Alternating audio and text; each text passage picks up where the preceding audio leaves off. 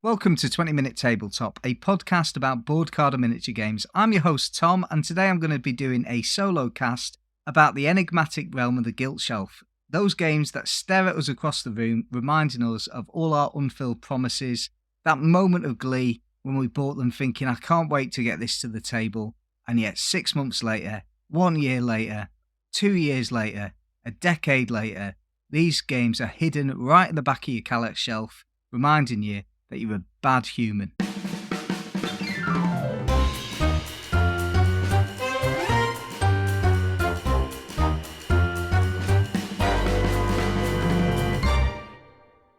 Before I begin the podcast, I just want to talk very briefly about Kev's last podcast. Now, one of the nice things about doing this podcast with Kev is sometimes I receive a podcast via my WhatsApp channel and he'll say, look, I've just recorded this. What do you think? Should we put this out? And it's a real joy for me because I get to listen to the podcast as if I'm just somebody that's listening to the 20 Minute Tabletop podcast with a real sense of detachment because it isn't work I've done, it's work that Kev's done completely separate to me.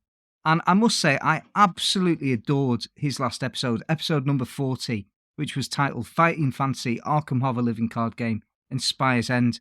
Such a nostalgic trip for me. Kev's own experiences playing fighting fantasy books on the school playground. Well, it resonated with me so much and my own childhood. And of course, it did make me think about modern board gaming and the crossover as well. So I just wanted to add to that just a tiny bit before I began the podcast today talking about my Guilt Shelf. One of the games that jumped out for me was a game called Time Stories, which is a cooperative narrative-driven board game designed by Manuel Rosoy and published by Space Cowboys. Now, this is not a game that I'm recommending, to be honest with you. I think there are games that do narrative, story-driven board gaming much better. With that said, though, I absolutely adored my first ever playthrough of Time Stories. I think it was set in some kind of asylum. And Time Stories, if you've not heard of it, a bit like Arkham Horror Living Card Game, you can buy expansions that are stories in themselves. And certainly, at the time it came out, it was quite a unique game that combined elements of role-playing, puzzle solving, time management, and created an immersive and engaging experience. So what you're doing in Time Stories is you're playing as agents of the Time Agency, and you're trying to travel through time a bit Quantum Leap style to fix anomalies and prevent paradoxes that are happening. So each game session is a different scenario with its own unique story, set in totally different periods of history, and players must work together to explore the scenario, solve puzzles, and complete their mission before they run out of time units. And in many ways, it was a deeply flawed game. The first time I played it, I adored it. But a bit like those fighting fantasy books, we all know as kids that we cheated a little bit, didn't we?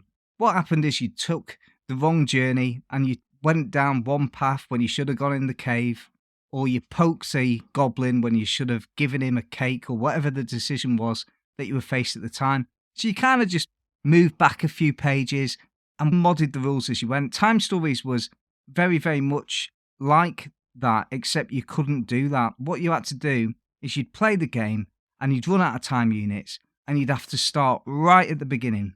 And the second playthrough was massively dull as a result because you were just going through the things and the situations and the decisions that you'd already made before. Sometimes to play for 45 minutes to get you to the point where you were last game. So it didn't really work, for me anyway.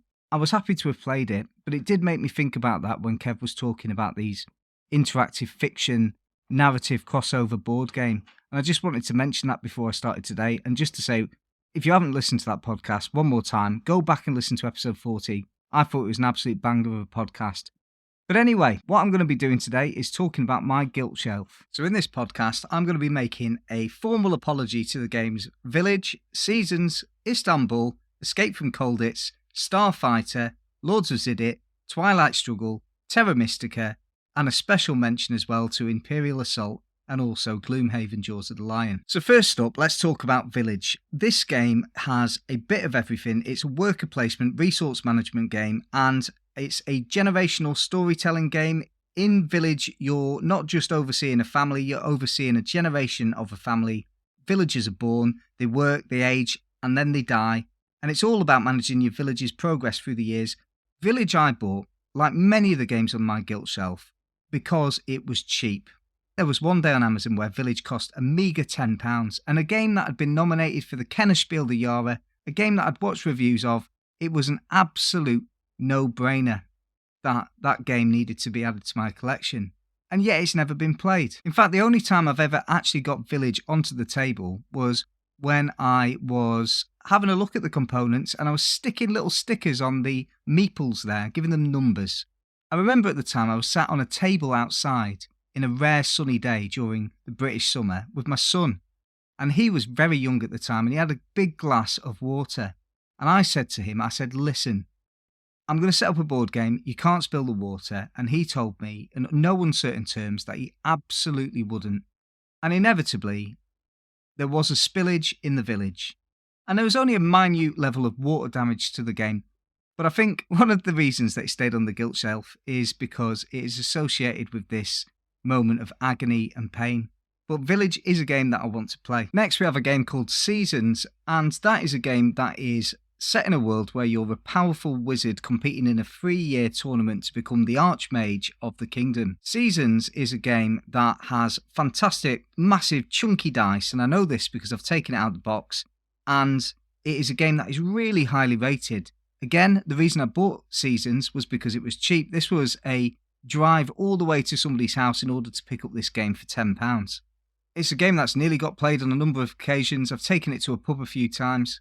Got it out onto the table there, but unfortunately the rule book is one that after somebody maybe had consumed 1 or 2 pints, not necessarily the kind of game you can get straight out onto a pub table and play confidently. The next game is an absolute belter, and that is a game called Istanbul. This game is all about moving your merchant and their assistants through the vibrant streets of Istanbul, collecting rubies and outmaneuvering your opponents. It's got a modular board.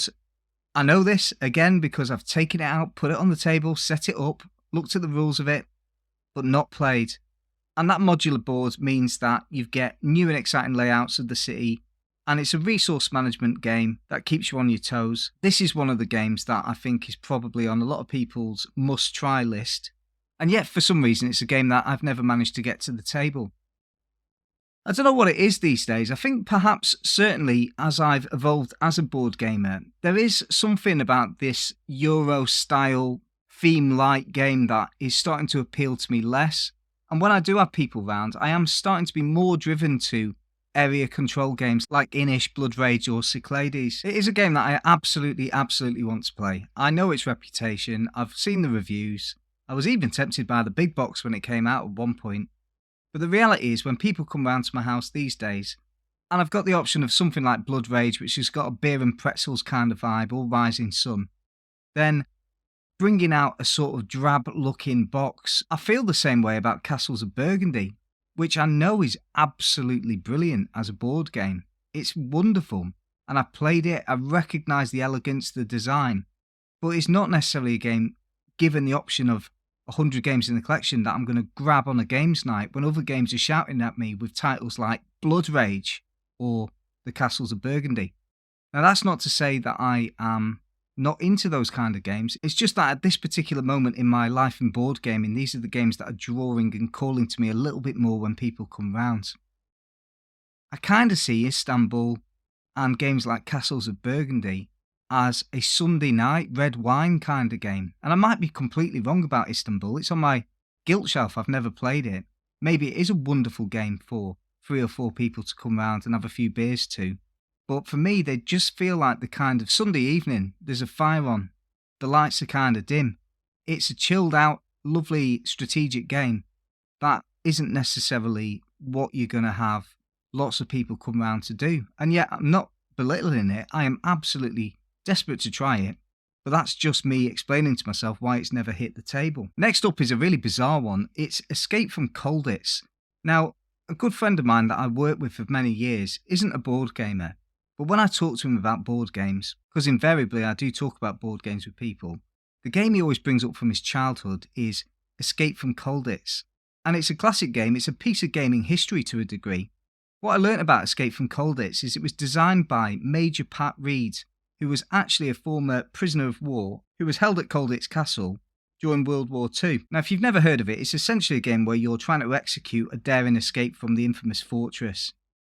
Pat Reed, the former prisoner of war camp person I mentioned a couple of seconds ago, famously escaped from Colditz, and his harrowing experiences lend an authentic edge to the game. What he did was he teamed up with a screenwriter called Brian Dagus, who was known for the popular TV series Colditz, way before my time, all of this.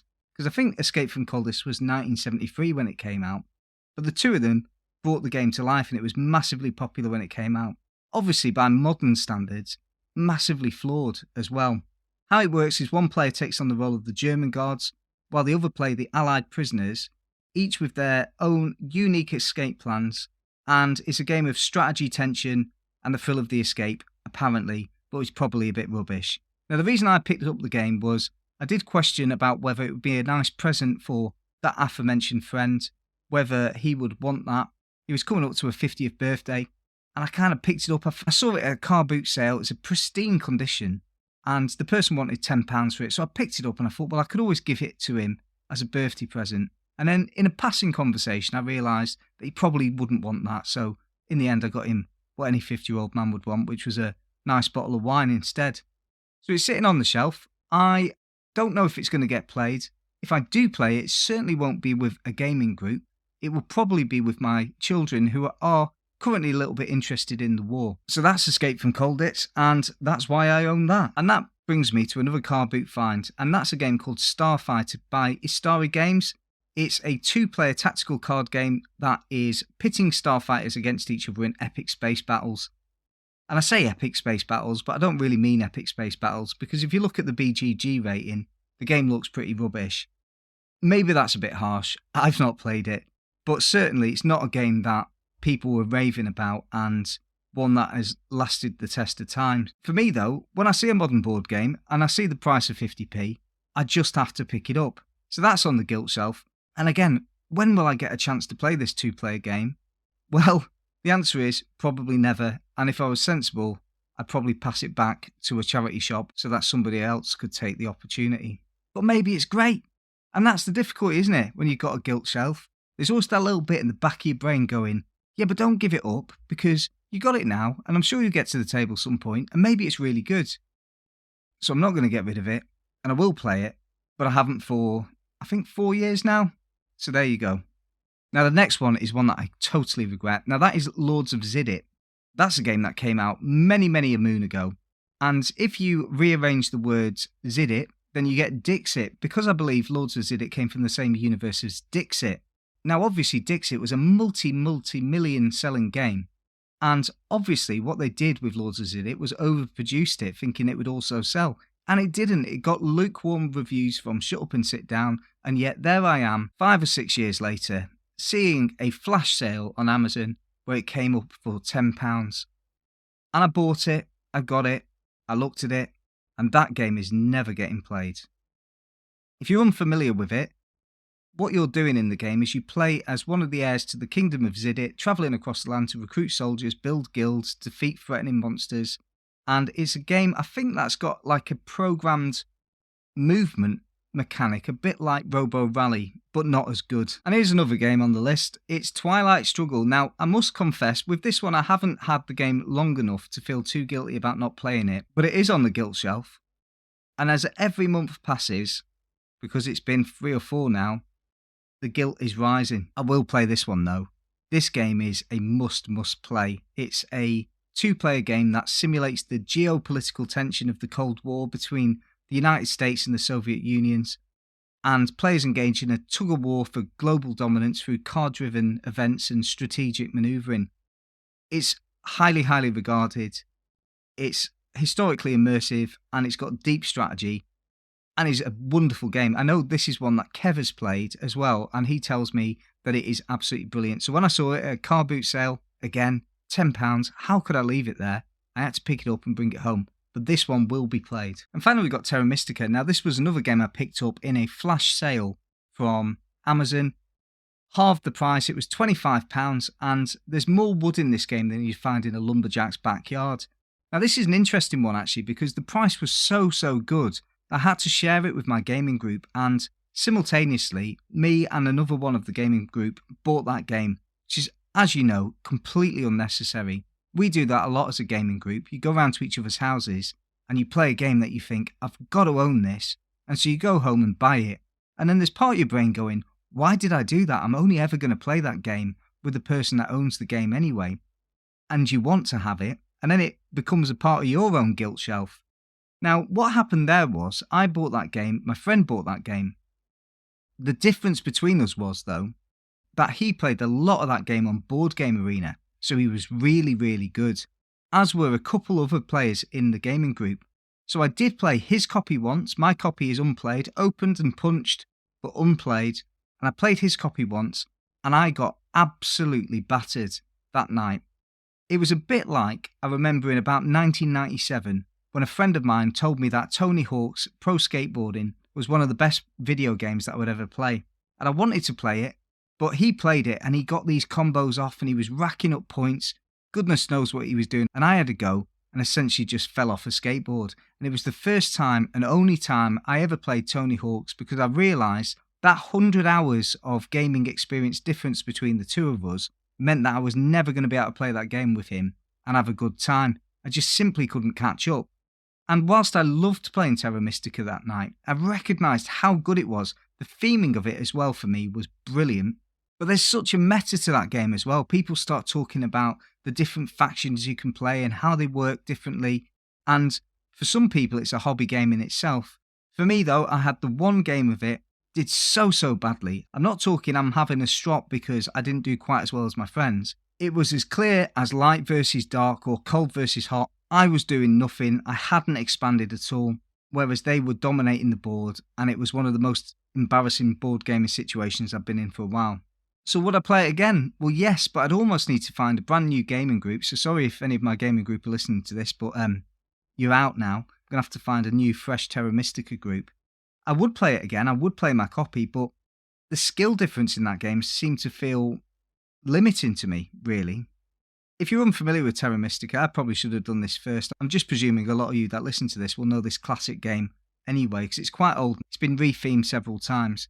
But in this game, Terra Mystica, each player must terraform the land to suit their faction's needs.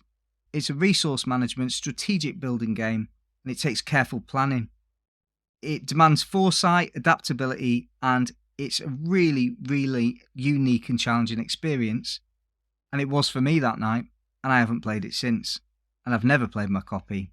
And it's right at the back of the guilt shelf because I don't even like looking at it, because that is a game that I know deserves to hit the table, and yet it never has for me. So before we wrap up, I just want to talk about two amazing games that I have played but are still on my guilt shelf. And that is Gloomhaven Jaws of the Lion and Imperial Assault. So in both of those games, I have gone through the process of playing a couple of the sessions. And yet both of those games are demanding a campaign from me, and I want to give them a campaign. I loved what I saw, but there is no way that I am going to manage a campaign game like that. It's hard enough for me to be bringing Arkham Horror Living Card Game to the table once a week, and I'm failing at that at the minute, and trying to go through the Innsmouth conspiracy. But to have a concurrent Gloomhaven Jaws of the Lion or Imperial Assault game, absolutely no chance. Pandemic Legacy Season 1, which was a brilliant game, dominated the gaming space for us for several months. And I think if you are going to get into a campaign game like that, you almost need to make a decision as a group. It's the only game you're going to play for a while. So yeah, those two games are played, but I still feel guilty about because I haven't done due diligence to two excellent games. And so there you have it. There's loads of games on my guilt shelf. Some that I just feel I should never have bought, like Starfighter or Lords of Zidit. Some that I know I will play, like Istanbul and also Twilight Struggle. And does it matter that they sit there? Well, the answer is, in my case, yes, it does matter, because space is a premium, and already I've got a difficulty in fitting all my games into the Kallaxes that I have that are existing. And to have boxes full of games that I've not played and then go to a shop and buy another one, well, it just seems wrong on so many levels. And I know I'm not alone here. And at least I'm not a miniature gamer who's talking about all of the mountains of grey plastic that they haven't yet painted. So there you are. I'd be interested to know, if you're on our Discord, what's on your guilt shelf? If there are any games that I mentioned today that you have played, please encourage me if you think it's worth playing. Perhaps there's some of them there that you think, well, Village is all right, but it's not all that, and you've probably replaced it with different worker placement games in your collection anyway. Or maybe I'm wrong, I don't know. But they're there. They're making me feel bad. Okay, so we're reaching the end of the podcast now, and I just wanted to remind you that we do have a Patreon available, which has got loads and loads of bonuses that you might want to check out. Kev makes Foldscape scenery, which is for the miniature gamer. It's absolutely amazing. He's such a talented man. I hope he doesn't mind me praising him in his absence, but it's really, really worth looking out. All kinds of 3D foldable terrain that you can use for a number of miniature games. As well as that, we've got a Discord. Please do jump onto our Discord and say hi. We've got people joining all the time. I say that, it's still a very small, welcoming community, but actually what you will find if you go there is it's a lovely place to chat to people around the world who are united in their love of the board gaming hobby. Anyway, what I do hope has happened as a result of this podcast is that maybe you are feeling less alone when you're looking at your own shelves thinking, oh my God, there's so many games here that I've not played, that I've purchased, that I feel really terrible about. Let it be known, you are not alone. Thanks for listening, everybody. Enjoy your gaming, or at the very least, enjoy staring at the games that you haven't yet played, feeling a little bit forlorn.